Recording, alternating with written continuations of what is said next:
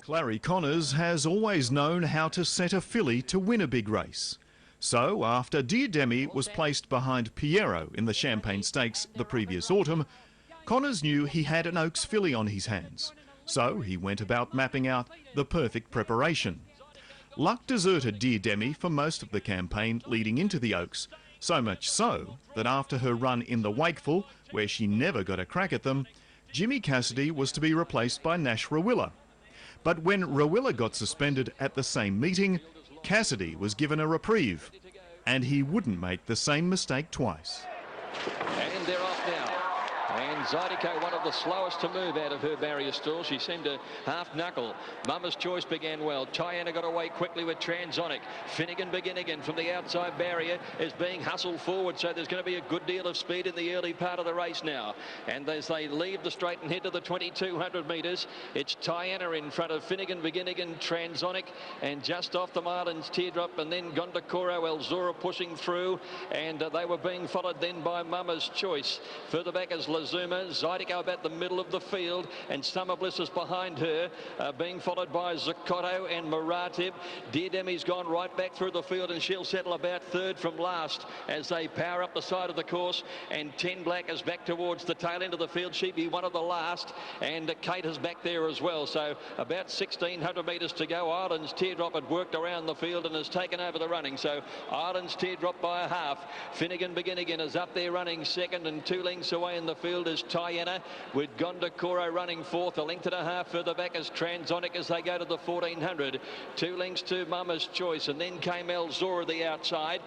They were being followed back behind those horses. Zydeco, she's about the middle of the field. Lazuma on her outside, and then 2 lengths to Summer Bliss and Zucotto, and further back in the field is Muratib. Dear Demi a long way from them at the 1,200 metres, but they're running it very solidly, and Kate and 10 Black bring up the rear of the field. So it's Ireland's Teardrop heading to the 1,000 metres just in front. Finnegan begin again going with it. 2 lengths to Gondokoro. Tiana fourth, the inside, a length and a half away. Then came Transonic running fifth. 2 behind the Mama's Choice and Nick Elzora, and they're followed a couple of lengths away then to the favourite Zydeco. With on her outside is Lazuma as they're sweeping down to approach the home turn now. Summer Bliss is a fair way back, and so is Zucotto as they're on the swing for home in the Oaks with about 600 metres left to go now. Muratib's one of the last, and into the straight they race now, and Gondokoro's been left in front a long way from home. The leaders all collapsed around her. Transonic, Elzora starting to run on. Further back here, Zydeco, she's got to the outside, and Dear Demi, the 2 favourites, they're making the runs together down the outside, and they've got the leaders covered. It's Zydeco and Dear Demi out of the Wakeful. They come to fight out the Oaks now. Elzora's trying to go with them, and then came Summer Bliss. Dear Demi on the outside, and Zydeco, 100 metres to go. They've drawn away from them now. Dear Demi with her nose in front of Zydeco. Dear Demi, Cassidy winds the clock back to win his 5th Oaks. A dominant win, highlighting Dear Demi's superior staying ability at the time. Flamboyant owner John Singleton revelled in the victory, especially teaming up with his old mates Clary and Jimmy. It was a perfect example of Clary's knack with guiding young gallopers with potential and maximising their ability, something that he's made a career out of. Saintly on the outside, Fernando strikes back, net heat.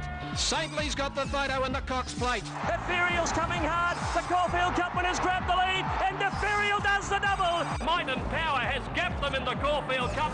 What a win, he's won it by 7 lengths. But Dukes digs, he lunges and wins a magnificent Guineas. We've seen one of the very great Guineas. The sound of your own neck breaking is deafening.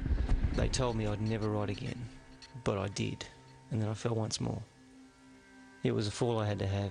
It taught me I couldn't hesitate. I had to go harder. A year after that I won the Melbourne Cup, and the one after that, and the one after that. The champion becomes a legend. People wonder why I'm still doing this. As long as I can get up on that